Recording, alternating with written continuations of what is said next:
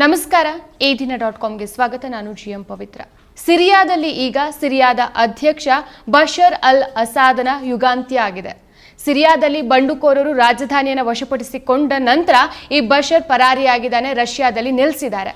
So ಈಗ ಮುನ್ನೆಲೆಗೆ ಬಂದಿರುವಂತಹ ವಿಚಾರ ಅಂತಂದ್ರೆ ಬಶರ್ ಅಲ್ ಅಸಾದ್ ಸರ್ವಾಧಿಕಾರಿಯಾಗಿದ್ದಕ್ಕೇನೆ ಅಲ್ಲಿ ಇಷ್ಟೊಂದು ಅಂತರ್ಯುದ್ಧ ನಡೀತಾ, ಅಥವಾ ಅಮೆರಿಕ ಮತ್ತು ಇಸ್ರೇಲ್ನ ಒಂದು ತುಡಿತಕ್ಕೆ ದೇಶವನ್ನ ನಾಶ ಮಾಡಲೇಬೇಕು ಅನ್ನೋ ಕಾರಣಕ್ಕೆ ಸಿರಿಯಾ ಬಲಿಯಾಯ್ತಾ?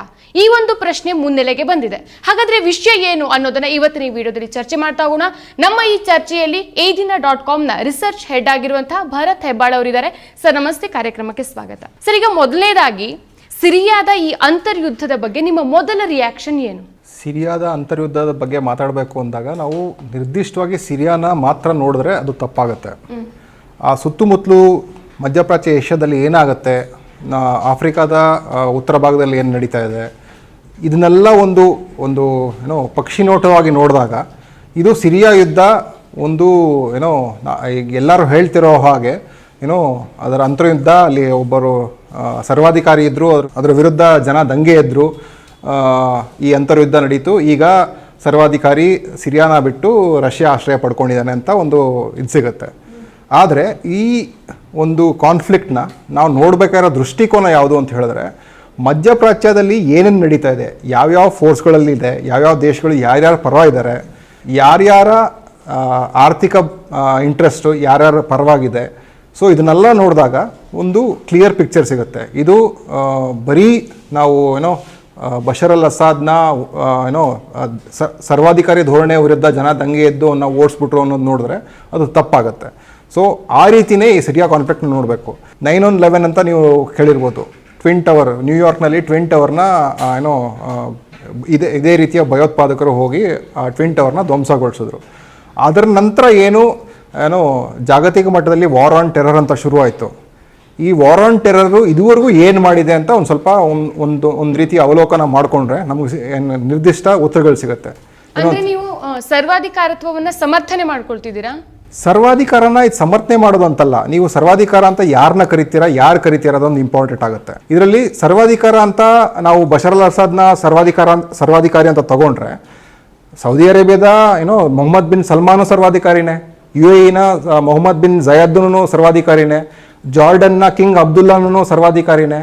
ಆದರೆ ಅವ್ರು ಯಾರ ಪರ ಇದ್ದಾರೆ, ಅವ್ರ ಹಿಂದೆ ಯಾರಿದ್ದಾರೆ ಅನ್ನೋದ್ರ ಮೇಲೆ ನಿರ್ಧಾರ ಆಗುತ್ತೆ.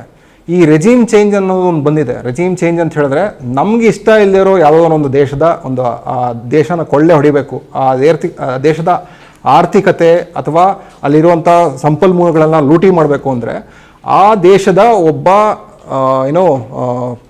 ಅಧ್ಯಕ್ಷ ಇರ್ಬೋದು ಅಥವಾ ಪ್ರಧಾನಿ ಇರ್ಬೋದು, ಅವನ್ನ ಸರ್ವಾಧಿಕಾರಿ ಅಂತ ಮೊದಲು ಬಿಂಬಿಸಲಾಗುತ್ತೆ. ಈ ಬಿಂಬಿಸೋದು ಯಾರು? ಆ ದೇಶದ ಜನನ ಅಥವಾ ಪಾಶ್ಚಿಮಾತ್ಯ ಮಾಧ್ಯಮಗಳ?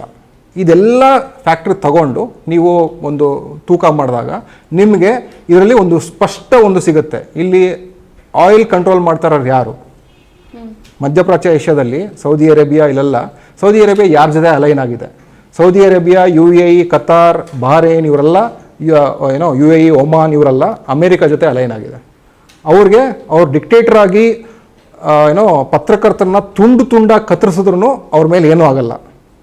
ಆದರೆ ಒಬ್ಬ ತನ್ನ ದೇಶದ ಮೂಲಕ ಆಯಿಲ್ ಪೈಪ್ಲೈನು ಇರಾನಿಂದ ತಗೊಳ್ತೀನಿ, ನಾನು ಕತಾರಿಂದ ತಗೊಳ್ಳಲ್ಲ ಅಂತ ಹೇಳಿದ ತಕ್ಷಣ ಅವನು ಡಿಕ್ಟೇಟರ್ ಆಗ್ತಾನೆ. ಇಲ್ಲಿ ಆಗಿರೋದು ಅದನ್ನೇ. ಆ ದೃಷ್ಟಿಕೋನದಿಂದ ನಾವು ನೋಡಬೇಕಾಗತ್ತೆ. ಈಗ ಹಾಗಿದ್ರೆ ಈ ಎಲ್ಲ ಒಂದು ಅಂತರ್ಯುದ್ಧ ಯಾವಾಗ ಶುರುವಾಯಿತು ಅಂತ ನೋಡೋದಾದ್ರೆ 2011ನಲ್ಲಿ ಒಂದು ಇನ್ಸಿಡೆಂಟ್ ಆಗಿದ್ರಿಂದ, ಅದರ ನಂತರ ಬಶರ್ ಸರ್ಕಾರ 2011ನಲ್ಲಿ ಸ್ಕೂಲ್ ಮಕ್ಕಳನ್ನ ಕರ್ಕೊಂಡು ಬಂದು ಒಂದು 15 ಜನ ಮಕ್ಕಳನ್ನೇನೋ ಅವ್ರನ್ನ ಕರ್ಕೊಂಡು ಬಂದು ಅವರಿಗೆ ಟಾರ್ಚರ್ ಕೊಟ್ಟಿದ್ದಾರೆ. ತಮ್ಮ ಮಕ್ಕಳನ್ನ ಬಿಡಿ ಅಂತ ಪೇರೆಂಟ್ಸ್ ಕೇಳಿದಾಗ ನಿಮ್ಮ ಮಕ್ಕಳನ್ನ ನಾವು ಬಿಡೋದಿಲ್ಲ, ನೀವು ಬೇರೆ ಮಕ್ಕಳನ್ನ ಹೆತ್ಕೊಳ್ಳಿ ಅನ್ನುವಂಥ ಒಂದು ಮಾತನ್ನ ಹೇಳಿದ್ದಾರೆ. ಇದ್ರ ಬಗ್ಗೆ ಏನು ಹೇಳ್ತೀರಾ? ಇದೇ ರೀತಿ ಅಂದರೆ ಈ ರೀತಿ ಸುಳ್ಳು ಸುದ್ದಿಗಳು ನಿರಂತರವಾಗಿ, ಅದು ನಿಜ ಇರ್ಬೋದು. ನೀವು ಹೇಳ್ತಾರೋ ಇನ್ಸಿಡೆಂಟ್ ಬಗ್ಗೆ ನನಗೆ ಅದ್ರ ಬಗ್ಗೆ ನಿರ್ದಿಷ್ಟವಾಗಿ ಇದಿಲ್ಲ, ಮಾಹಿತಿ ಇಲ್ಲ. ಆದರೆ ಅಕ್ಟೋಬರ್ 7 ಪ್ಯಾಲೆಸ್ಟೈನಲ್ಲಿ ಮಕ್ಕಳನ್ನ ಕತ್ತರಿಸಲಾಯಿತು, ತಲೆ ಕತ್ತರಿಸಲಾಯಿತು, ಇಷ್ಟು ಜನನ ಮಹಿಳೆಯರನ್ನ ರೇಪ್ ಮಾಡಲಾಯಿತು. ಈ ರೀತಿ ಸುಳ್ಳು, ಅದು ಈಗ ಸುಳ್ಳು ಅಂತ ಜಾಹೀರಾಗಿದೆ. ಇದೇ ಮಾಧ್ಯಮಗಳು ಏನು ಅದನ್ನೆಲ್ಲ ಪ್ರಚಾರ ಮಾಡಿದ್ದು, ಒಂದು ಕ್ಷಮಾಪಣೆ ಕೂಡ ಕೇಳಿಲ್ಲ. ಸೊ ಆ ಹಿನ್ನೆಲೆ ಏನು, ಆ ಘಟನೆ ಹಿನ್ನೆಲೆ ಏನು, ಯಾವ ರೀತಿ ನಡೀತು, ಏನಕ್ಕಾಯಿತು, ಅದನ್ನು ಕೂಲಂಕುಷವಾಗಿ ತಿಳ್ಕೊಳ್ಳೋ ಬದಲು ಒಂದೇ ರೀತಿ ಅದಕ್ಕೆ ಜಡ್ಜ್ಮೆಂಟ್ ಕೊಡೋದು ತಪ್ಪಾಗುತ್ತೆ. ಅಂದರೆ ಎಲ್ಲ ದೇಶದಲ್ಲೂ ಒಂದು ಪ್ರಜಾಪ್ರಭುತ್ವದಲ್ಲಿ ತಮ್ಮ ಏನೋ ಅಧಿಕಾರ ಯಾರು ನಡೆಸ್ತಿದ್ದಾರೆ, ಪ್ರಧಾನಿ ಇರ್ಬೋದು, ರಾಷ್ಟ್ರಪತಿ ಇರ್ಬೋದು, ಅವ್ರ ವಿರುದ್ಧ ಹೋರಾಟ ಮಾಡುವಂಥ ಒಂದು ಮೂಲಭೂತ ಹಕ್ಕು ಎಲ್ಲರ ಹತ್ರ ಇರುತ್ತೆ. ಬಶರ್ ಅಲ್ ಅಸಾದಲ್ಲಿ ಇರಲಿಲ್ಲ ಅಂತ ನೀವು ಹೇಳ್ತೀರಾ, ಸೌದಿ ಅರೇಬಿಯಾದಲ್ಲಿ ಅದೇ ರೀತಿ ಇರಲ್ಲ ಅಂತ ಹೇಳ್ತೀರಾ. ಅಂದರೆ ಇದು ನೀವು ನೋಡೋ ದೃಷ್ಟಿಕೋನದ ಮೇಲೆ ಡಿಪೆಂಡ್ ಆಗುತ್ತೆ ಹೊರತು ಒಂದೇ ರೀತಿ ಒಂದು ಇನ್ಸಿಡೆಂಟಿಂದ ನಾವು ಏನೋ ಪೂರ್ತಿ ಪ್ರಕ್ರಿಯೆಯನ್ನು ಜಡ್ಜ್ ಮಾಡೋಕ್ಕಾಗಲ್ಲ. ನೀವು ಹೇಳ್ತಿರೋ ಎಕ್ಸಾಂಪಲ್ನೇ ಇಟ್ಕೊಂಡು ನಾವು ಹೋಗಬೇಕು ಅಂತ ಹೇಳಿದ್ರು ಅದು ಏನು ಎತ್ತ ಅಂತ ನೋಡಬೇಕಾಗತ್ತೆ. ಇದೇ ರೀತಿ ಮೊಹಮ್ಮದ್ ಗಡಾಫಿ ಲಿಬಿಯಾದಲ್ಲಿ ಒಬ್ಬರು ಲೀಡರ್ ಇದ್ದು, ಅವರು ಸರ್ವಾಧಿಕಾರನೇ. ನೀವು ಮಧ್ಯಪ್ರಾಚ್ಯ ಏಷ್ಯಾದಲ್ಲಿ ಯಾರನ್ನ ಬೇಕಾದ್ರೂ ನೋಡಿ, ಅವರು 40-50 ವರ್ಷಗಳಿಂದ ಅಧಿಕಾರದಲ್ಲಿದ್ದಾರೆ. ಯಾರು ಅಮೇರಿಕ ಮತ್ತು ಪಾಶ್ಚಿಮಾತ್ಯ ದೇಶಗಳ ಜೊತೆ ಒಳ್ಳೆ ಸಂಬಂಧ ಹೊಂದಿದ್ದಾರೆ ಅವ್ರಿಗೆ ಪ್ರೊಟೆಕ್ಷನ್ ಸಿಗುತ್ತೆ. ಅಂದರೆ ಅವರು ಮಾರಣ ಹೋಮ ಮಾಡಿದ್ರು, ಅವರ ಪಾಪ್ಯುಲೇಷನ್ ಮೇಲೆ ಮಾರಣ ಹೋಮ ಮಾಡಿದ್ರು ಅವ್ರಿಗೇನೂ ಆಗಲ್ಲ. ಆದರೆ ಯಾರು ಅವರು ವಿರುದ್ಧವಾಗಿರ್ತಾರೆ, ಅಂದರೆ ಅವರು ಸ್ಕೀಮ್ ಆಫ್ ಥಿಂಗ್ಸ್ ಅಥವಾ ಆರ್ಥಿಕ ಇದಕ್ಕೆ ವಿರುದ್ಧವಾಗಿರ್ತಾರೆ, ಅವ್ರನ್ನೆಲ್ಲ ದೊಡ್ಡ ಮಟ್ಟದಲ್ಲಿ ಅವರು ಸರ್ವಾಧಿಕಾರಿಗಳು ಅಂತ ಹೇಳಿ ಅವ್ರನ್ನ ಕೊಲ್ಲಲಾಗತ್ತೆ. ಮೊಹಮ್ಮದ್ ಗಡಾಫಿ ಹಂಗೆ ಕೊಂದಿದ್ದು.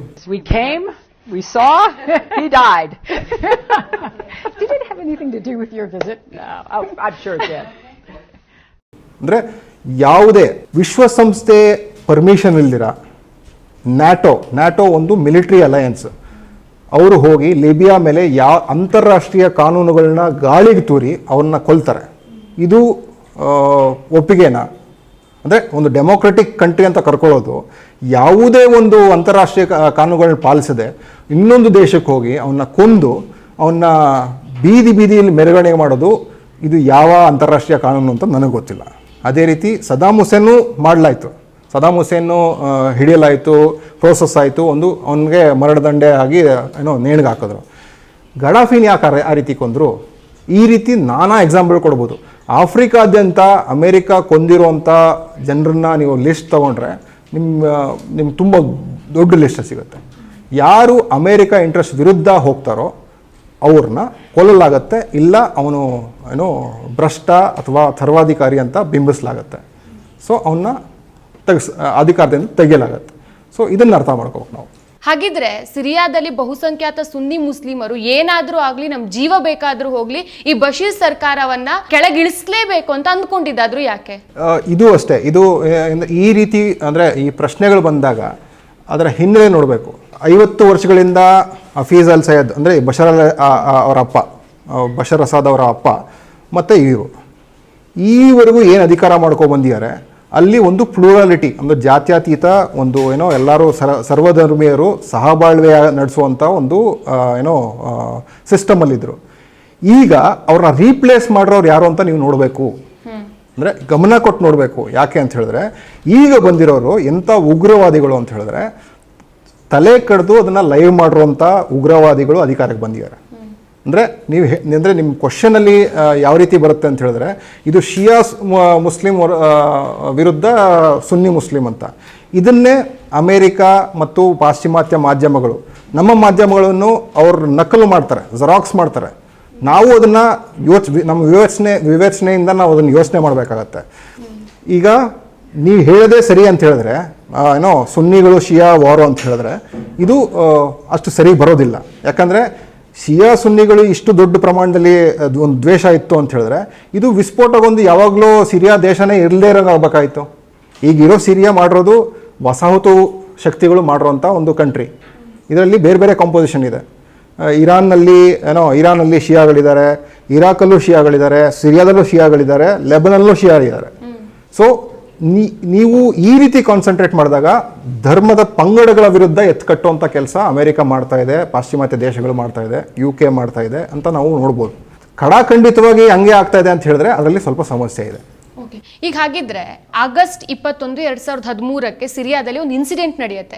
ಮಧ್ಯರಾತ್ರಿ 2:15 ಮತ್ತೆ ಬೆಳಗಿನ ಜಾವ 5 ಗಂಟೆ ಸುಮಾರಿಗೆ ಅಲ್ಲಿನ ನಾಗರಿಕರ ಮೇಲೆ ಕೆಮಿಕಲ್ ದಾಳಿ ಆಗತ್ತೆ. ಸೊ ಈ ದಾಳಿಯಲ್ಲಿ ಅನೇಕ ಜನ ಮಹಿಳೆಯರು, ಮಕ್ಕಳು ಸಹ ಸತ್ತೋಗಿದ್ದಾರೆ. 193 ರಾಷ್ಟ್ರಗಳ ಒಪ್ಪಂದದ ಪ್ರಕಾರ ಈ ಒಂದು ಕೆಮಿಕಲ್ ದಾಳಿಯನ್ನ ಮಾಡಬಾರ್ದು. ಹಾಗಾದ್ರೆ ಇದು ಅಂತಾರಾಷ್ಟ್ರೀಯ ಕಾನೂನು ಉಲ್ಲಂಘನೆ ಅಲ್ವಾ? ಮತ್ತೆ ಇದು ಒಂದು ನಿರ್ದಿಷ್ಟವಾದಂಥ ಒಂದು ಇನ್ಸಿಡೆಂಟು ಧೂಮಾದಲ್ಲಿ ಆಗಿದ್ದು ಅಂತ ನನ್ನ ಜ್ಞಾಪಶಕ್ತಿ, ಅಂದರೆ ನಾನು ತಿಳ್ಕೊಂಡಿರೋ ಪ್ರಕಾರ ಧೂಮಾ ಅಂತ ಒಂದು ಜಾಗದಲ್ಲಿ ಆಗಿದ್ದಂಥ ಒಂದು ಘಟನೆ. ಇದರಲ್ಲಿ ನಾವು ತಿಳ್ಕೊಬೇಕಾಗಿರೋದೇನು ಅಂತ ಹೇಳಿದ್ರೆ, ಇದನ್ನೆಲ್ಲ ತುಂಬ ಫಾಲ್ಸ್ ಫ್ಲ್ಯಾಗ್ ಅಟ್ಯಾಕ್ಸ್ ಅಂತೂ ಇರುತ್ತೆ. ಫಾಲ್ಸ್ ಫ್ಲ್ಯಾಗ್ ಅಟ್ಯಾಕ್ ಅಂತ ಹೇಳಿದ್ರೆ ಮಾಡಿರೋದು ಯಾರೋ, ಆದರೆ ಅದನ್ನು ತಲೆ ಕಟ್ಟೋದು ಯಾರನ್ನ ನೀವು ಕೆಳಗಿಳಿಸ್ಬೇಕು ಅಂಥವ್ರನ್ನ ಮಾತ್ರ ಕೆಳಗಿಳಿಸೋ ಅಂಥದ್ದು. ಫಾಲ್ಸ್ ಫ್ಲ್ಯಾಗ್ ಅಟ್ಯಾಕ್ಸೇ ನಡೆಯೋದೇ ಈ ಥರ. ಅಂದರೆ ಒಂದು ಸಿಂಪತಿ ಗೇನ್ ಮಾಡಿ.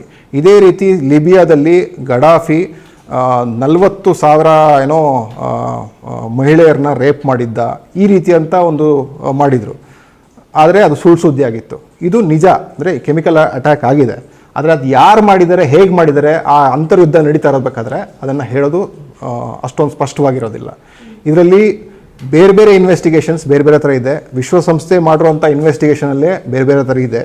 ಇದರಲ್ಲಿ ಈ ಬಂಡುಕೋರರ ಒಂದು ಬಣ ಯಾರು ಅಸಾದ್ ಪರವಾಗಿದ್ರೋ ಅಥವಾ ಅವ್ರು ಏನೋ ಅದಾದಮೇಲೆ ಅವ್ರು ಉಲ್ಟಾ ಆದರೂ, ಇವ್ರುಗಳು ಅದನ್ನು ಮಾಡಿ ಅದನ್ನು ಅಸಾದ್ ತಲೆ ಕಟ್ಟಲಾಯಿತು. ಯಾಕೆ ಅಂತ ಹೇಳಿದ್ರೆ ಪ್ರಾಪಗಂಡ ಕೆಲಸ ಮಾಡೋದೇ ಹೆಂಗೆ, ನಿಮ್ಗೆ ಯಾರು ಇಷ್ಟ ಇಲ್ವೋ ಅವ್ರು ನಿಲ್ಲಿಸ್ಬೇಕು ಅಂತ ಹೇಳಿದ್ರೆ ಎಲ್ಲ ರೀತಿಯ ಪ್ರಾಪಗಂಡ ಮಾಡ್ತೀರ.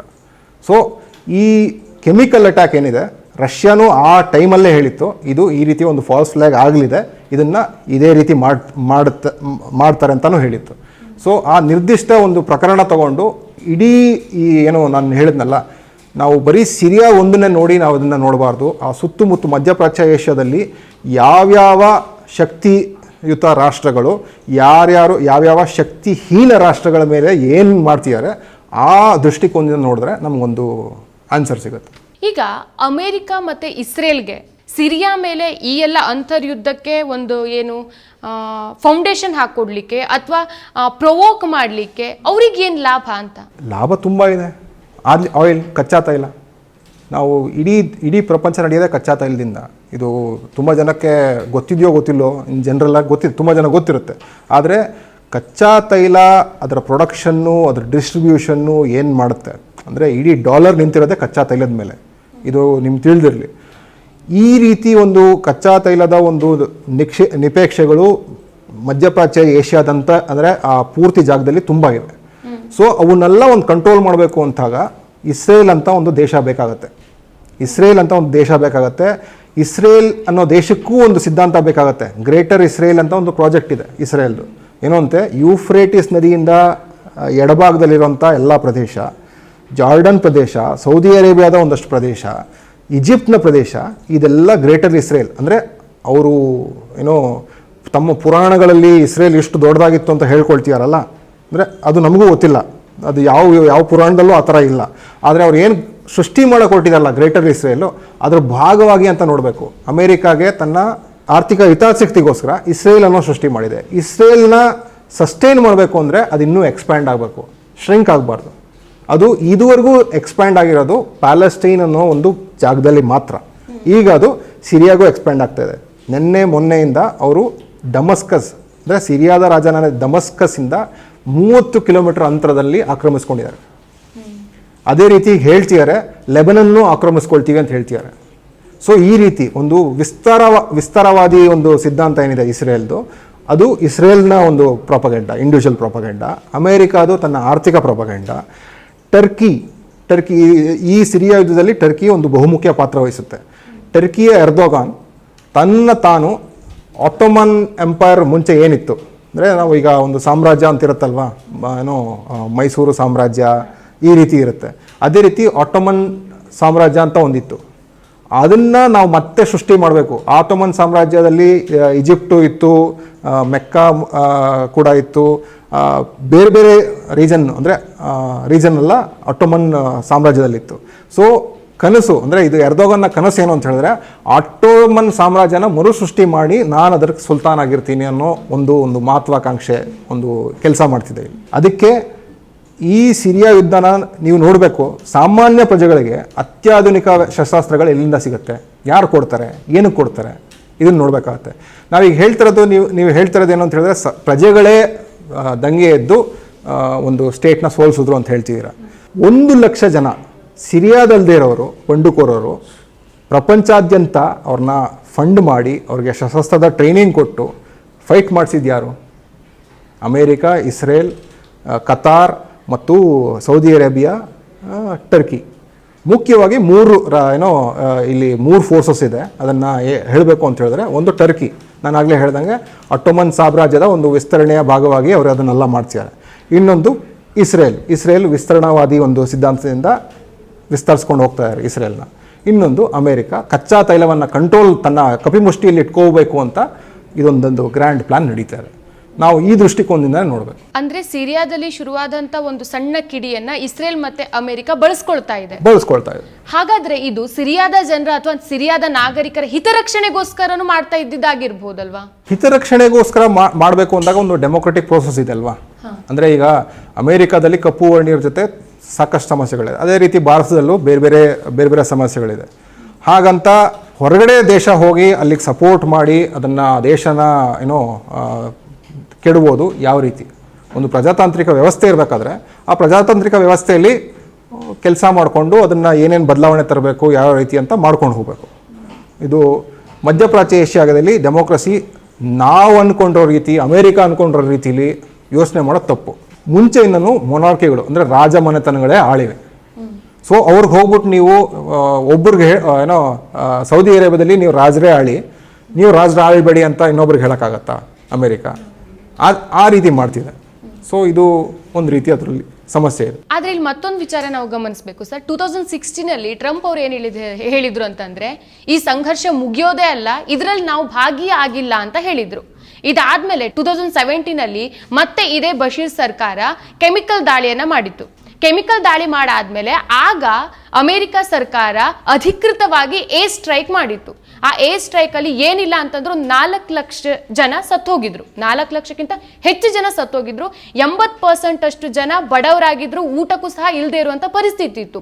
ಸೊ ಇಲ್ಲಿ ಅಮೆರಿಕ ಏರ್ ಸ್ಟ್ರೈಕ್ ಮಾಡುವಂತದ್ದು ಏನಿತ್ತು ಅಂತ ಎಲ್ಲರೂ ಹೇಳೋದೇನು ಅಂತ ಹೇಳಿದ್ರೆ, ಟ್ರಂಪು ಯುದ್ಧಕ್ಕೆ ನಾವು ಯುದ್ಧದಲ್ಲಿ ಪಾಲ್ಗೊಳ್ಳಲ್ಲ ಅದೆಲ್ಲ ಹೇಳಿದ್ದು ಬರೀ ಮಾತಿಗಾಗಿ ಅಷ್ಟೇ.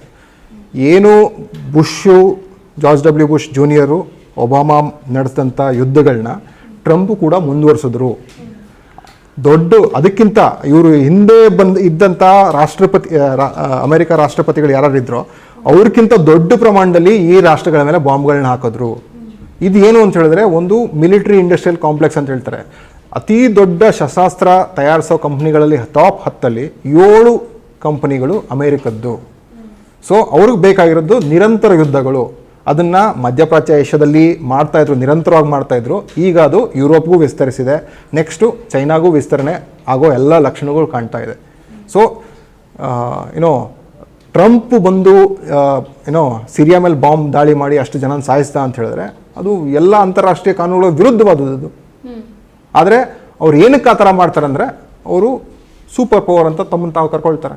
ನಾವು ಮಾಡಿದ್ದೇ ಒಂದು ರೂಲ್ಸ್, ನಾವೇನು ನಿಯಮ ನಾವೇನು ಮಾಡ್ತೀವೋ ಅದೇ ನಿಯಮಗಳು ಅಂತ ಒಂದು ರೀತಿಯಲ್ಲಿ ವರ್ತಿಸ್ತಾರೆ. ಅದರದ್ದು ಒಂದು ಪ್ರತೀಕ ಅಷ್ಟೇ. ಟ್ರಂಪ್ ಹೇಳೋದೇನು ಅಂತ ಹೇಳಿದ್ರೆ, ನಾವು ಇದನ್ನು ಮಾಡೋದಿಲ್ಲ ಅದನ್ನು ಮಾಡೋದಿಲ್ಲ. ಆದರೆ ಅಮೇರಿಕಾ ಆ ರೀತಿ ಇಲ್ಲ. ಅಮೇರಿಕಾದಲ್ಲಿ ಯಾರೇ ಪ್ರೆಸಿಡೆಂಟ್ ಬಂದಿದ್ರು ಫಾರಿನ್ ಪಾಲಿಸಿ ಅಂತೂ ಚೇಂಜ್ ಆಗಿಲ್ಲ. ನಿರಂತರ ಯುದ್ಧಗಳು ನಡೀತಾನೇ ಇದೆ. ಈ ಶಸ್ತ್ರಾಸ್ತ್ರ ಪೂರೈಸೋ ಕಂಪ್ನಿಗಳು ಇನ್ನೂ ದೊಡ್ಡ ಲಾಭಗಳು ಮಾಡ್ತಾನೆ ಇದೆ. ಸೊ ನಾವು ಆ ದೃಷ್ಟಿಕೋನ ಅಂದರೆ ಒಂದು ಮಾನವೀಯ ದೃಷ್ಟಿಕೋನದಿಂದನೇ ಇದನ್ನು ನೋಡಬೇಕೇ ಹೊರತು ಇವ್ರ ಪರ ಅವ್ರ ಪರ ಅಂತ ತಗೋಬಾರ್ದು. ಈಗ ಸಿರಿಯಾದಲ್ಲಿ ಶಾಂತಿ ನೆಲೆಸಬೇಕು ಅಂತ ಹೇಳಿದ್ರೆ ಈಗ ಬಂದಿರೋ ಗುಂಪುಗಳು ಶಾಂತಿ ಕಾಪಾಡ್ತಾರ, ಶಾಂತಿ ನೆಲೆಸಕ್ಕೆ ಸಹಾಯ ಮಾಡ್ತಾರ? ಇವ್ರದ್ದು ಇತಿಹಾಸನೇ ಕತ್ತು ಕಡಿಯುವಂಥ ಇತಿಹಾಸ ಇದೆ. ಈಗ ಅಧಿಕಾರಕ್ಕೆ ಬಂದಿರುವಂಥ ಅಬೂ ಗೊಲಾನಿ ಅಂತ ಏನು ಕರಿತೀವಿ, ಅಬೂ ಮೊಹಮ್ಮದ್ ಅಲ್ ಗೊಲಾನಿ ಅಂತ, ಈತನ ಸಂಘಟನೆನೇ ಐಸಿಸ್ ಒಂದು ಆಫ್ ಶೂಟ್ ಸಂಘಟನೆ. ಅಲ್ ಖೈದಾ ಸಂಘಟನೆಯಿಂದ ಐಸಿಸ್ ಬಂತು. ಈ ಎಲ್ಲ ಸಂಘಟನೆಗಳಲ್ಲಿ ಇವನು ಭಾಗಿಯಾಗಿದ್ದಾನೆ ಒಂದಲ್ಲ ಒಂದು ರೀತಿಯಲ್ಲಿ. 2011-12ರಿಂದನೇ ಭಾಗಿಯಾಗಿದ್ದಾನೆ. ಈಗ ಈತ ಬಂದು ತಾನೊಬ್ಬ ಮಾಡ್ರೇಟ್ ಅಂತ ಹೇಳಿದ್ರೆ, ನಾನು ಅಷ್ಟೊಂದು ಕಟ್ಟರಲ್ಲ, ನಾನು ಎಲ್ಲರಿಗೂ ಸಮ್ಮತಿಯಿಂದ ನನ್ನ ಅಧಿಕಾರ ನಡೆಸ್ತೀನಿ, ಎಲ್ಲರಿಗೂ ಗೌರವಿಸ್ತೀನಿ ಅಂತ ಹೇಳಿದಾಗ ನಾವು ಅದನ್ನು ನಂಬಕ್ಕಾಗತ್ತಾ? ಅದು ನಮ್ಮ ಮುಂದೆ ಇರೋ ಪ್ರಶ್ನೆ. ಸೊ ಈಗ ನೀವು ಹೇಳ್ತೀರಿ ಹಾಗಿದ್ರೆ ಅಮೆರಿಕ ಮತ್ತು ಇಸ್ರೇಲ್ನ ಸಪೋರ್ಟ್ ಇಂದಾನೆ ಇಷ್ಟೆಲ್ಲ ಆಗ್ತಾ ಇರೋದು. ಟರ್ಕಿ ಕೂಡ, ಟರ್ಕಿ, ಸೌದಿ ಅರೇಬಿಯಾ, ಕತಾರ್ ತುಂಬಾ ಇದೆ ಇದರಲ್ಲಿ. ಓಕೆ, ಹೀಗೆ ನೋಡ್ಲಿಕ್ಕೆ ಹೋದ್ರೆ ಈಗ ವಿಶ್ವಸಂಸ್ಥೆ ಒಂದು ಅಂದಾಜಿನ ಪ್ರಕಾರ ಸುಮಾರು 2011ರಲ್ಲಿ ಸಿರಿಯಾವನ್ನ ಬಿಟ್ಟವ್ರ ಸಂಖ್ಯೆ 50,000 ಇದ್ರೆ 2015ರಲ್ಲಿ 38 ಲಕ್ಷ, 2020ರಲ್ಲಿ 78 ಲಕ್ಷ ಆಗಿದೆ. ಅವ್ರು ಯಾಕೆ ಊರ್ ಬಿಟ್ಟು ಹೋಗ್ತಿದ್ದಾರೆ ಹಾಗಿದ್ರೆ? ಅಂದ್ರೆ ಈ ಅಂತರ್ಯುದ್ಧದಲ್ಲಿ ನೀವು ಈಗ ಯಾವ್ದಾರೋ ಒಂದು ಜಾಗದಲ್ಲಿ, ಒಂದು ಪ್ರದೇಶದಲ್ಲಿ ಈ ರೀತಿ ಯುದ್ಧ ಆದಾಗ ಈ ರೀತಿ ನಿರಾಶ್ರಿತರು ಅಂದ್ರೆ ಆ ಯುದ್ಧದಲ್ಲಿ ಸಿಲುಕಿ ನಲಗೋದ್ರ ಬದಲು ಅವರು ಬೇರೆ ಕಡೆ ಏನೋ ಅಟ್ಲೀಸ್ಟ್ ತಮ್ಮನ್ನ ತಾವು ಸೇಫ್ ಅನ್ನೋ ಕಡೆ ಹುಡ್ಕೊಂಡು ಹೋಗ್ತಾರೆ. ಸೊ ಈ ಅಮೆರಿಕ ಮಾಡ್ತಾರೋ ಯುದ್ಧಗಳೆಲ್ಲ ಇದೆ. 2001ರಲ್ಲಿ ಅಫ್ಘಾನಿಸ್ತಾನ್ ಮೇಲೆ ಏನು ಯುದ್ಧ ಶುರು ಮಾಡಿದ್ರು, ಅಲ್ಲೂ ಎಷ್ಟು ಜನ ನಿರಾಶ್ರಿತರು ಅಂದ್ರೆ ಇಂಟರ್ನಲ್ ಅಂದ್ರೆ ತಮ್ಮ ದೇಶದಲ್ಲೇ ಒಂದು ರೀತಿಯ ಮೈಗ್ರೇಷನ್ ನಡೆಯುತ್ತೆ. ನಿರಾಶ್ರಿತರು ಆ ದೇಶದಲ್ಲೇ ಬೇರೆ ಬೇರೆ ಕಡೆಗೆ ಹೋಗಿ ಸೇರ್ಕೊಳ್ತಾರೆ. ಅಲ್ಲೂ ಸೇಫ್ ಇಲ್ಲ ಅಂತ ಹೇಳಿದ್ರೆ ಬೇರೆ ದೇಶಗಳಿಗೆ ಹೋಗ್ತಾರೆ. ಸೊ ಆ ರೀತಿ ಸಿರಿಯಾ ಯುದ್ಧ ಶುರುವಾದಾಗ ಸಿರಿಯಾದಿಂದ ಯುರೋಪ್ಗೆ ತುಂಬ ಜನ ಹೋಗಿದ್ದಾರೆ. ಅಂದರೆ ತಾವು ಅಟ್ಲೀಸ್ಟ್ ಬದುಕುಳಿದು ನಾವು ಒಂದು ಬದುಕನ್ನು ಬೇರೆ ರೀತಿ ಕಟ್ಕೊಳ್ಳೋಣ, ಅದು ಬಡತನ ಇರ್ಬೋದು ಅಥವಾ ತೀರಾ ಅಂದರೆ ಅವ್ರ ಹತ್ರ ಏನೂ ಇಲ್ಲದೇನು ಯುರೋಪ್ಗೆ ಹೋದರೆ ನಾವು ಅಲ್ಲಿ ಸೆಟ್ಲ್ ಆಗ್ಬೋದು, ಅಥವಾ ಟರ್ಕಿಗೆ ಹೋದರೆ ಅಲ್ಲಿ ಸೆಟ್ಲ್ ಆಗ್ಬೋದು. ಆದರೆ ಈ ವಿಪರ್ಯಾಸ ನೋಡಿ, ಟರ್ಕಿ ಈ ಯುದ್ಧದಲ್ಲಿ ನೇರವಾಗಿ ಭಾಗಿಯಾಗಿದ್ರು ಕೂಡ ಆ ನಿರಾಶ್ರಿತರು, ಸಿರಿಯಾ ನಿರಾಶ್ರಿತರು ಅಲ್ಲಿಗೆ ಹೋದರೂ ಕೂಡ, ಬೇರೆ ಕಡೆಗೆ ಹೋದರೂ ಕೂಡ ಅವ್ರಿಗೆ ಯಾರಿಗೂ ಏನೂ ಸಮಸ್ಯೆ ಬರ್ತಾ ಇಲ್ಲ. ಬಟ್ ಸಮಸ್ಯೆ ಬರ್ತಾ ಇರೋದು ಇಲ್ಲಿ ಯಾವ ಕಂಟ್ರಿ ಮೇಲೆ ದಾಳಿ ಆಗುತ್ತೆ, ಯಾವ ಕಂಟ್ರಿ ಮೇಲೆ ಒಂದು ಗೂಬೆ ಕೂರಿಸಲಾಗುತ್ತೆ, ಆ ಕಂಟ್ರಿಲೇ ದೊಡ್ಡ ಅಲ್ಲೋಲ ಕಲ್ಲರ ಸೃಷ್ಟಿ ಆಗೋದು. ನೀವು ಇದನ್ನು ನೋಡ್ಬೋದು, ಅಫ್ಘಾನಿಸ್ತಾನ್ ನೋಡ್ಬೋದು, ಇರಾಕ್ ನೋಡ್ಬೋದು, ಲಿಬಿಯಾ ನೋಡ್ಬೋದು, ಯಮನ್ ನೋಡ್ಬೋದು, ಅಥವಾ ನೀವು ಸೂಡಾನ್ ಮತ್ತು ಸೊಮಾಲಿಯಾ ನೋಡ್ಬೋದು. ಇವೆಲ್ಲ ಒಂದು ಪ್ಯಾಟ್ರನ್ನಲ್ಲಿ ಇವ್ರನ್ನೆಲ್ಲ ಹೊಡೆದಾಕ್ಲಾಗ್ತಾ ಇದೆ. ಇದರ ಮೂಲ ನಾನು ಹೇಳಬೇಕು ಅಂತ ಹೇಳಿದ್ರೆ ಇಸ್ರೇಲ್ನ ನೆತನ್ಯಾಹು 1995ರಲ್ಲೇ ಒಂದು ಅವರ ಪುಸ್ತಕದಲ್ಲಿ ಬರೀತಾರೆ, ಈ ಎಲ್ಲ ರಾಷ್ಟ್ರಗಳನ್ನ ಹೊಡೆದ್ರೇ ನಾವು ಸೇಫು ಅಂತ ಪ್ಲ್ಯಾನ್ ಮಾಡಿಕೊಂಡು ಅವರು ಮುಂಚೆನೇ ಹೇಳಿದ್ದಾರೆ. ಸೊ ಅದ್ರ ಪ್ಲ್ಯಾನ್ ಭಾಗವಾಗಿ ಇದೆಲ್ಲ ನಡೀತಾ ಇದೆ ಅಂತ ನಾನು ನೋಡ್ತೀನಿ ಹೊರತು ಇದು ನಾವು ಡೆಮೋಕ್ರಸಿ ತರ್ತಿದ್ದೀವಿ, ಅಲ್ಲಿ ಪ್ರಜಾಪ್ರಭುತ್ವ ತರ್ತೀವಿ, ಇದರಿಂದ ನಡೀತಾ ಇಲ್ಲ. ಇಲ್ಲಿ ಆರ್ಥಿಕ ಅಂದರೆ ಅವರವರ ಆರ್ಥಿಕ ಇಂಟ್ರೆಸ್ಟ್ಗಳೇನಿದೆ ಅದನ್ನು ಕಾಪಾಡ್ಕೊಳ್ಳೋಕ್ಕೆ, ಅದನ್ನು ವಿಸ್ತರಿಸೋದಕ್ಕೆ ಪ್ರಯತ್ನನೇ ಹೊರತು ಇದರಲ್ಲಿ ಪ್ರಜಾಪ್ರಭುತ್ವ ಮಿಕ್ಕಿದ್ದೆಲ್ಲ ಹುಡುಕೋದು ತುಂಬ ಕಷ್ಟ. ಈಗ ಸಿರಿಯಾದ ಜನರಿಗೆ ಏನೂ ಸಮಸ್ಯೆ ಇರಲಿಲ್ಲ ಅಂತಂದರೆ ಅಮೆರಿಕ ಮತ್ತು ಇಸ್ರೇಲ್ ಸಿರಿಯಾದ ಜನರಿಗೆ ಯಾವ ರೀತಿ ಮೈಂಡ್ ವಾಶ್ ಮಾಡಿ ಅವರ ಒಂದು ಅಧ್ಯಕ್ಷರ ವಿರುದ್ಧನೇ ದಂಗೆ ಏಳೋ ಥರ ಮಾಡ್ತಾರೆ? ನೀವು ಇದು ಜಸ್ಟ್ ಈ ಸಿರಿಯಾ ಕಾನ್ಫ್ಲಿಕ್ಟ್ಗಿಂತ ಸ್ವಲ್ಪ ಹಿಂದೆ ಹೋಗಿ ನೋಡೋಣ. 2004ರಿಂದ ನೀವು ಹಂಗೆ ನೋಡ್ಕೊಂಡು ಬರ್ತಾರೆ ಆಯಿತಾ. 2004ರಲ್ಲೇ CNN ರಿಪೋರ್ಟ್ ಒಂದು ಹೇಳುತ್ತೆ, ನಿಮ್ಮ ವಿರುದ್ಧ ಷಡ್ಯಂತ್ರ ನಡೀತಾ ಇದೆ ಅಮೇರಿಕಾಯಿಂದ, ಓಪನ್ ಆಗಿ ಕ್ವಶನ್ ಕೇಳ್ತಾರೆ ಅವರು ಆಯಿತಾ. ಅದಾದಮೇಲೂ ಫ್ರಾನ್ಸು ಅಸಾದ್ಗೆ ಲೀಜನ್ ಆಫ್ ಆನರ್ ಅಂತ ಒಂದು ಅತ್ಯಂತ ಅತಿ ಶ್ರೇಷ್ಠ ಒಂದು ಏನು ಕೊಡ್ತಾರೆ, ನಮ್ಮ ಭಾರತ ರತ್ನ ಯಾವ ಥರ ಇದೆ, ಫ್ರಾನ್ಸ್ನ ಅತ್ಯುನ್ನತ ಪ್ರಶಸ್ತಿನ ಅಸಾದ್ ಕೊಡ್ತಾರೆ. ಅವನು ಅಷ್ಟು ಕೆಟ್ಟವನು ಅಂತ ಹೇಳಿದ್ರೆ ಏನೋ ಕೊಡಬೇಕಿತ್ತು. ಪಾಶ್ಚಿಮಾತ್ಯ ಎಲ್ಲ ಪೇಪರ್ಸನ್ನು ಅವನ್ನ ಹಾಡಿ ಹೊಗಳುತ್ತವೆ. ಯಾವಾಗ ಅವನು ಈ ಗ್ಯಾಸ್ ಪೈಪ್ಲೈನ್ ಕತಾರಿಂದ ಬರಲ್ಲ, ನಾನು ಇರಾನಿಂದ ತರ್ತೀನಿ ಅಂತ ಹೇಳಿದ್ನೋ ಅವನು ವಿಲನ್ ಆಗ್ತಾನೆ. ಇದು ಆ ರೀತಿ ಆಗುತ್ತೆ. ಅಂದರೆ ನಿಮ್ಮ ಆರ್ಥಿಕ ಒಲವುಗಳು ಯಾವ್ಯಾವ ಕಡೆ ಹೋಗುತ್ತೆ ಅದು ನಿಮ್ಮ ಅಸ್ತಿತ್ವನ ಅಲ್ಗಾಡ್ಸುತ್ತೆ. ಸೊ ಈ ಇದನ್ನ ಅದೇ ರೀತಿಯಲ್ಲಿ ನೋಡಬೇಕು ಅಂತ ನಾನು ಹೇಳ್ತೀನಿ. ಇನ್ನು ಮುಂದೆ ಹಾಗಿದ್ರೆ ಸಿರಿಯಾದ ಕತೆ ಏನಾಗ್ಬೋದು? ಅಸಾದ್ಗೆ ನೆಲೆಯೂರ್ಲಿಕ್ಕೆ ರಷ್ಯಾ ಈಗಾಗಲೇ ಜಾಗ ಕೊಟ್ಟಿದೆ. ರಷ್ಯಾ ಏನಾದರೂ ಮತ್ತೆ ಸಿರಿಯಾ ಕಟ್ಟಲಿಕ್ಕೆ ಏನಾದರೂ ಸಹಾಯ ಮಾಡತ್ತಾ, ಅಥವಾ ಇನ್ನು ಮುಂದೆ ಅಮೆರಿಕದ ಕುತಂತ್ರಗಳೇ ಏನಾದರೂ ನಡೆಯುತ್ತಾ? ನೋಡಿ, ಇದು ಆಗಲೇ ನಾನು ಹೇಳ್ದಂಗೆ ಇದು ಬರೀ ಸಿರಿಯಾ ಸಮಸ್ಯೆ ಆಗಿ ನೋಡೋದ್ರಲ್ಲಿ ಒಂದು ಸಮಸ್ಯೆ ಇದೆ. ಇದನ್ನು ಬರೀ ಸಿರಿಯಾ ಸಮಸ್ಯೆ ಅಂತ ನೋಡೋಕ್ಕಾಗೋದಿಲ್ಲ. ಇದರಲ್ಲಿ ನೀವು 2012-11ರಲ್ಲಿ ಈ ಅಂತರ್ಯುದ್ಧ ಶುರುವಾಯಿತು. ಇದು ಜೆನ್ಯೂನ್ ಪ್ರಜಾಪ್ರಭುತ್ವದ ನಿಲುವುಗಳಿಗೋಸ್ಕರ ಜನ ದಂಗೆ ಎದ್ರು ಅಂತಲೇ ತಿಳ್ಕೊಂಡ್ರು.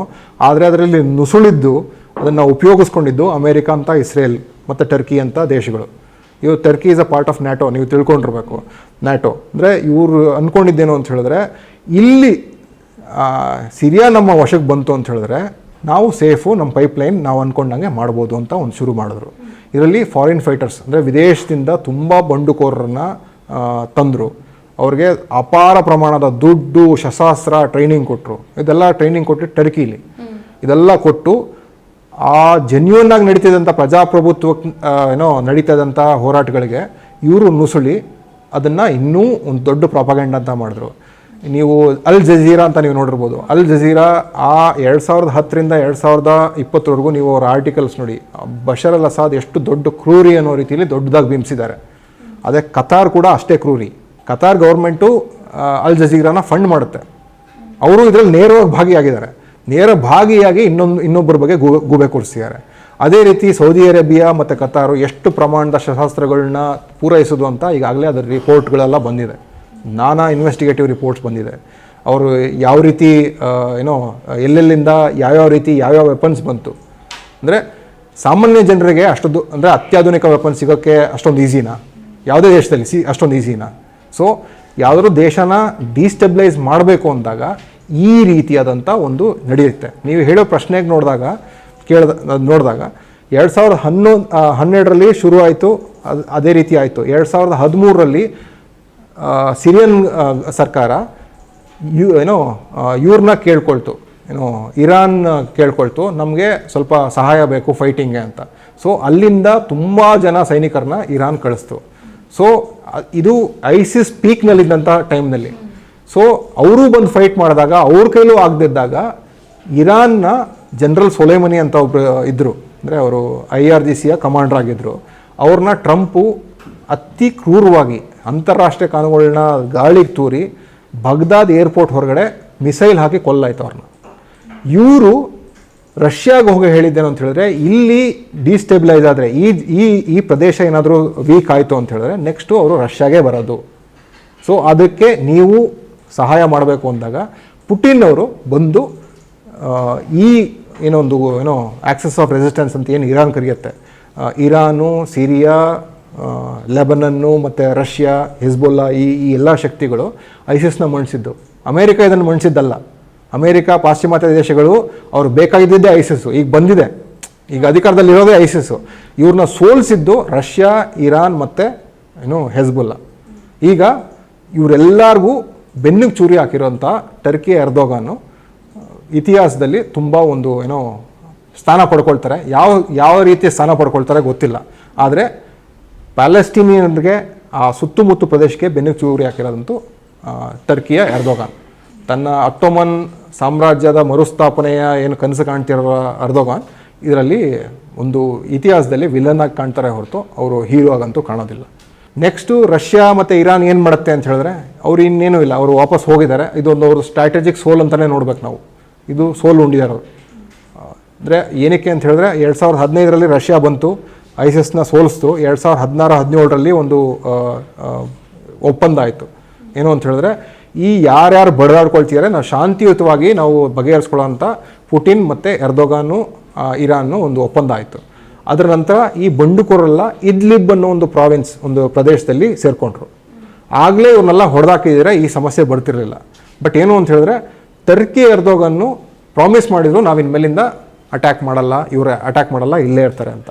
ಆದರೆ ಈ ಗಳಿಗೆ ನೋಡಿ, ಅಂದರೆ ಇದಾದ ನಂತರ 2022ರಲ್ಲಿ ನೀವು ನೋಡ್ಬೋದು ರಷ್ಯಾ ಮತ್ತು ಯುಕ್ರೇನ್ ಯುದ್ಧ ಶುರು ಆಗುತ್ತೆ. ಅದೇ ರೀತಿ 23ರಲ್ಲಿ ಪ್ಯಾಲೆಸ್ಟೀನಲ್ಲಿ ಮಾರಣಹೋಮ ಶುರು ಆಗುತ್ತೆ, ಇಸ್ರೇಲ್ನ ಮಾರಣಹೋಮ ಶುರು ಆಗುತ್ತೆ. ಇಸ್ರೇಲ್ ಮಾಡಿದಂಥ ಗಾಜಾ ಮೇಲೆ ನಡೆದಂಥ ಮಾರಣಹೋಮ ಶುರು ಆಗುತ್ತೆ. ಈಗ ಅಲ್ಲಿ ಸಿರಿಯಾದಲ್ಲಿ ಫೈಟ್ ಮಾಡಿದಂಥ ಹೆಜ್ಬುಲ್ಲಾ ಅವರು ಹೋಗಿ ಇಸ್ರೇಲ್ ವಿರುದ್ಧ ಫೈಟ್ ಮಾಡೋಕ್ಕೆ ಶುರು ಹಚ್ಕೊಳ್ತಾರೆ. ಅದೇ ರೀತಿ ರಷ್ಯಾದವರು ಹೋಗಿ ಯುಕ್ರೇನಲ್ಲಿ ಫೈಟ್ ಮಾಡೋಕ್ಕೆ ಶುರು ಹಚ್ಕೊಳ್ತಾರೆ. ಸೊ ಸಿರಿಯಾ ಆಗ ಸ್ವಲ್ಪ ವೀಕ್ ಆಯಿತು. ವೀಕ್ ಆಗಿದ್ದು ಒಂದೇ ಅಂತಲ್ಲ, ಆ ಅಂತರ್ಯುದ್ಧ 2020ರಲ್ಲಿ ಎಷ್ಟು ವೀಕ್ ಆಗಿತ್ತು ಸಿರಿಯಾ ಅಂತ ಹೇಳಿದ್ರೆ 3 ಭಾಗಗಳಾಗಿತ್ತು. ಒಂದು ಕರ್ಡಿಸ್ತಾನ್ ಅಂತ ಒಂದು ಜಾಗ ಇದೆ, ಪ್ರದೇಶ ಇದೆ ನಾರ್ತ್ ಈಸ್ಟಲ್ಲಿ.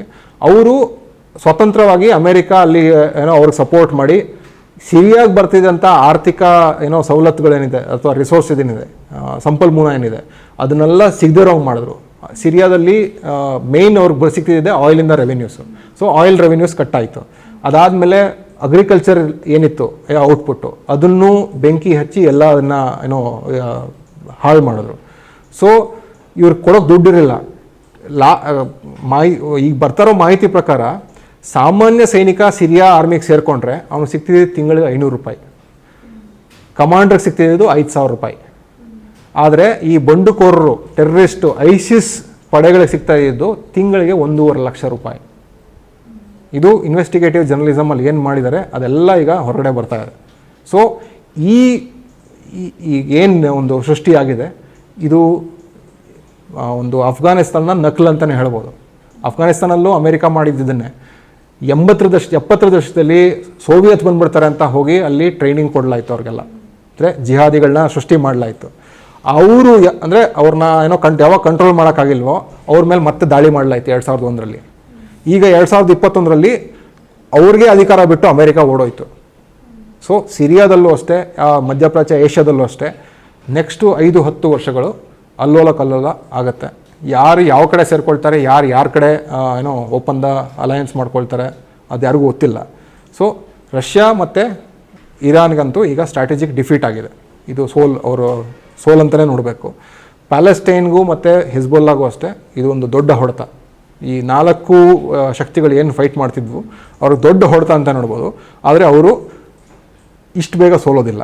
ಅವರು ಬೇರೆ ರೀತಿ ರೀಗ್ರೂಪ್ ಆಗಿ ಮತ್ತೆ ಒಂದಾಗಿ ಯಾವ ರೀತಿ ಇದನ್ನು ಮುಂದುವರಿಸ್ತಾರೆ ಅದನ್ನು ಕಾದು ನೋಡಬೇಕಾಗಿದೆ. ಸರ್, ಇಷ್ಟೊತ್ತು ನಮ್ಮ ಈ ಚರ್ಚೆಯಲ್ಲಿ ಭಾಗವಹಿಸಿ ಸಿರಿಯಾದ ಒಂದು ಅಂತರ್ಯುದ್ಧವನ್ನು ನಾವು ಯಾವ ರೀತಿ ನೋಡಬೇಕು ಅನ್ನೋದನ್ನು ತಿಳಿಸ್ಕೊಟ್ಟಿದ್ದೀರಿ. Thank you so much sir. Thank you. So ನೋಡಿದ್ರಲ್ವಾ, ಇದಿಷ್ಟು ಸಿರಿಯಾದ ಅಂತರ್ಯುದ್ಧದ ವಿಚಾರ. ಸೊ ಈ ಒಂದು ಚರ್ಚೆ ಮೂಲಕ ಒಂದಿಷ್ಟು ಜನರಿಗೆ ಡೌಟ್ಸ್ಗಳಿದ್ದು ಕ್ಲಿಯರ್ ಆಗಿರಬಹುದು. ಈ ಒಂದು ಚರ್ಚೆ ಬಗ್ಗೆ ನಿಮ್ಮ ಒಪಿನಿಯನ್ ಏನು ಅನ್ನೋದನ್ನ ಕಮೆಂಟ್ ಮೂಲಕ ತಿಳಿಸಿ. ಮತ್ತಷ್ಟು ವಿಶೇಷ ವಿಡಿಯೋಗಳನ್ನು ನೋಡಲು ಮತ್ತು ಹೊಸ ವಿಡಿಯೋಗಳ ಬಗ್ಗೆ ತಿಳಿಯಲು ಈ ದಿನ .com ಯೂಟ್ಯೂಬ್ ಚಾನೆಲ್ ಸಬ್ಸ್ಕ್ರೈಬ್ ಮಾಡಿ ಮತ್ತು ಬೆಲ್ ಐಕಾನ್ ಕ್ಲಿಕ್ ಮಾಡಿ.